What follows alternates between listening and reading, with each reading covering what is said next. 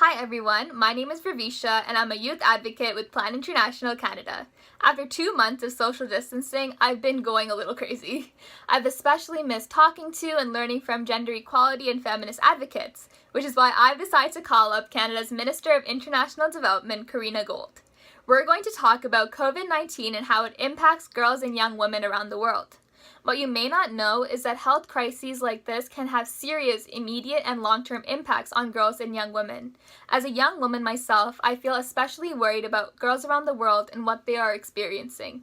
It's really important for me to talk about these impacts, and it's also important for me to learn more about how Canada is stepping up to help. So my first question to you is that I know that you're very passionate about gender equality and the rights of women, and you have been advocating for the world's most marginalized people throughout this crisis. So a quick question to you is, what has kept you up at night when it comes to the impacts that this pandemic will have on young women and girls in particular?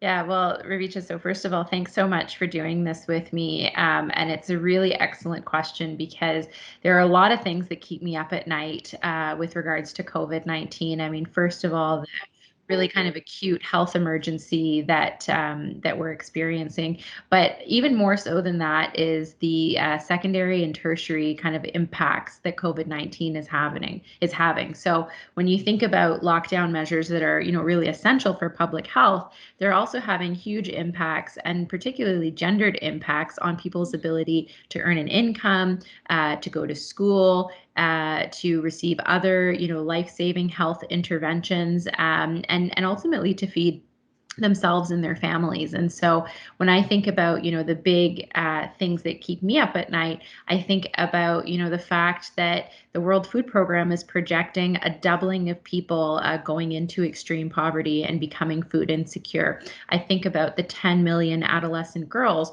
who may not be returning to school after COVID-19 is over because they have either had to go to work, they've been married, or they've gotten pregnant. And I think about the women, the girls, the children who aren't going to get that primary healthcare access because it's been limited because of the COVID response. So there's a whole wide range of things that I think about and am worried about, but those are some of the biggest ones. And I would also just add to that, protection for children and women who are facing, violent situations at home is another thing that I'm particularly worried about, whether that's here in Canada or anywhere around the world. For sure. Yeah. So I have a question for you. You talked about the fact that you are an advocate for girls' rights. So why do you think it's critical to place girls at the center of all COVID-19 responses around the world? And I honestly believe that COVID-19 has really impacted our way of life, whether it be the economic impact, social, or even psychological. And I feel like vulnerable communities and groups, especially, will feel the impact that this has had well beyond COVID-19. And when you look at girls around the world, there are so many nuances that we need to consider, such as age, economic status, race, and religion as well. And I can even go as far to say that your postal code can even have a huge impact on the resources and supports that are actually available to you, and how you can actually reach out to one another. And girls have unique needs that are sometimes not even considered, which is why it's really important for their voices to be heard and their concerns to be met as well. And I feel like it's really important to look at adolescent girls through a different lens as well, because I feel like they're an even forgotten segment, because a lot of policies sometimes Mhm. only look at children or sometimes look at adult, and they're sort of the middle ground. So I feel like that's also a really important reason why girls need to be at the center of this issue. And as we know, with COVID-19, a lot of schools and community spaces have been closed. So girls are more or less having to spend a lot more time at home, if not all of their time. And the harsh reality is that sometimes home is not always a safe space for everyone. And you mentioned that we have seen domestic abuse cases on the rise. So I feel like this is also something that really needs a lot of attention, a lot of work as well. And for me, I can say that I personally have the privilege of connecting with my friends through technology, but that access to like integral support systems is sometimes not the case for everyone. And a lot of these support networks have been cut off for some girls, which makes the situation even more harder for them to face. And going back to looking at COVID-19 and other crises that we've had in the past, such as Ebola, we know that there are short-term impacts, but there's also the long-term impacts that will really affect vulnerable populations, such as girls and women. And even though we know that this is the harsh reality, I also want to emphasize that we also know that girls are also leaders in the community. We've seen it time and time again. They have the solutions. They just need the platform to voice their concerns, as well as the support to allow them to lead, execute, and implement their ideas, which I feel is really important. And I was actually able to go to Ghana a couple of summers ago, where I was actually able to see girls and women actually on the ground leading these efforts, which is something I feel like needs to be brought to attention, because girls do know how to solve the issues that face them, and they just sort of need the platform to do so. So I feel like this is just one example of how putting girls at the center can help forge a better tomorrow, not only for themselves, but the communities around them. Absolutely. Absolutely. That's fantastic. And something that a young advocate said to me yesterday was that girls everywhere have the ambition, they just need the opportunity. For sure.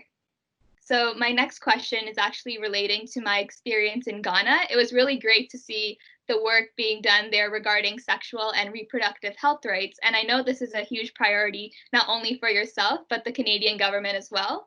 So do you mind talking a little bit more about what Canada is doing to ensure these rights are prioritized in our response to COVID-19 globally? Yeah, absolutely. So one of the things that I've done as Minister of International Development is I've sent a letter to all the heads of different UN agencies to ask them to focus on making sure that sexual health and reproductive services are available and are prioritized in their responses. We've also been part of a coalition 58 different countries that have put SRHR as a priority item for the global response. And of course, Canada, through our programming and through the Thrive agenda that was announced at the Women Deliver conference last June by our Prime Minister, has committed to making sure that 50% of our health funding is going towards SRHR over the coming years.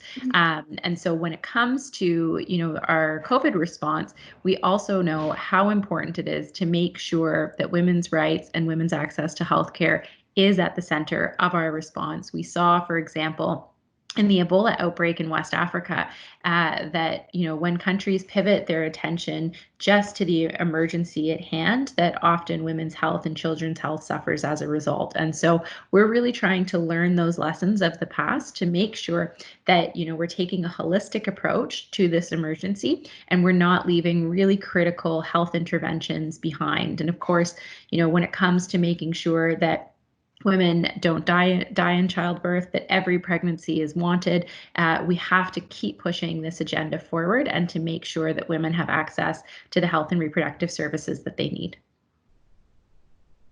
So as a young woman yourself, what is one message you would send to girls around the world struggling during this COVID-19 crisis? I think I would say that even before COVID-19, we always have our good days and we have our bad days. And sometimes it feels like we're on top of the world, and on other days, it feels like our whole world is crashing down on us. So I just would like to say, regardless of the circumstances, it doesn't change the fact that girls like yourself are resilient, powerful, have the right to be heard, and that your future does matter.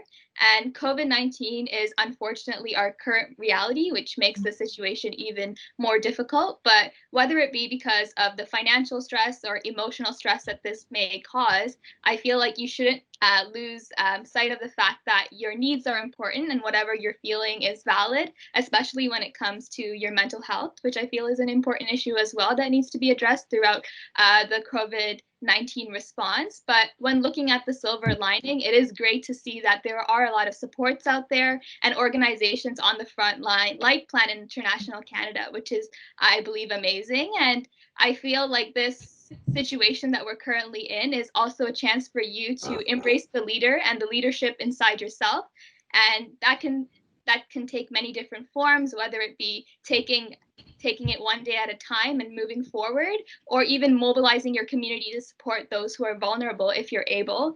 And I guess going back to things you can do, I feel like small things can honestly go a long way, whether it's checking in on a friend or calling a loved one. I feel like those little gestures really do make a big impact and really emphasize the fact that we're all in this together and we're all ready to move forward together. I think that's an amazing message for girls here in Canada and right around the world. I think it's really empowering, really inspiring, and really like putting the ability to make a difference in the hands of girls everywhere. So that's an awesome, awesome message. And my next question to you would be, as a feminist leader, what message do you have to other leaders out there, whether they be political, in communities, businesses, or schools, about COVID-19 and how to make sure girls' needs and voices are not forgotten? It's an excellent question, and it's really important because as a feminist leader, my objective and what I bring up in all of the conversations that I have with counterparts around the world is that we have to take a intersectional human rights based approach to our response, and we have to recognize that if we're going to be effective in responding to COVID-19, that human rights and gender equality have to be core to that response, because we've seen in many different circumstances that if people don't feel safe coming forward, if they're sick, that those cases are going to go underground. And so respecting human rights and placing them at the core of our response is really, really important. And then we also have to appreciate, as we've talked about throughout this entire conversation, that COVID-19 has a gendered impact on vulnerable and poorer people. And when it comes to women and girls, they are even greater, they even face an even greater impact. And it's not just with regards to the specific health outcomes, but we know that women and girls have a higher share of the care burden when it comes for caring for the sick, when it comes for caring for those who may not be able to work because of childcare responsibilities.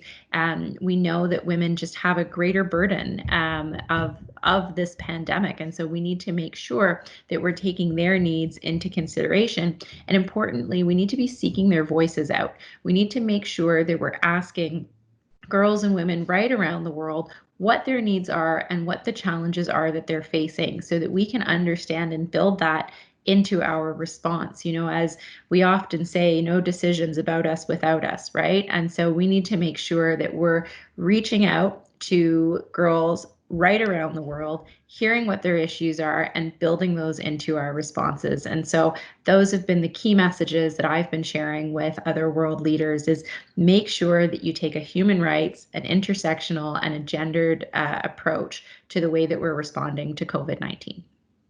Perfect. Well, thank you so much for taking the time out of your day to chat with me about COVID-19 and what your response is and what your thoughts are. And honestly, I think it's been a very empowering conversation for myself to really see what I can do to support those in my community and those around the world. Well, thank you, Ravicha. It's been wonderful to talk to you. And I would say that actually it was probably more inspiring for me, because it's amazing to see young women in our country stepping up, being strong advocates for women and girls here in Canada and right around the world, and taking that power back into your own hands and really moving forward with it. So keep up the amazing work, keep up the positivity, keep doing what you're doing. And I'm so glad that I could take a few minutes to talk to you and to hear your perspective. So keep raising the voices of girls everywhere in the world and keep sharing those with people in power. It's super, super important.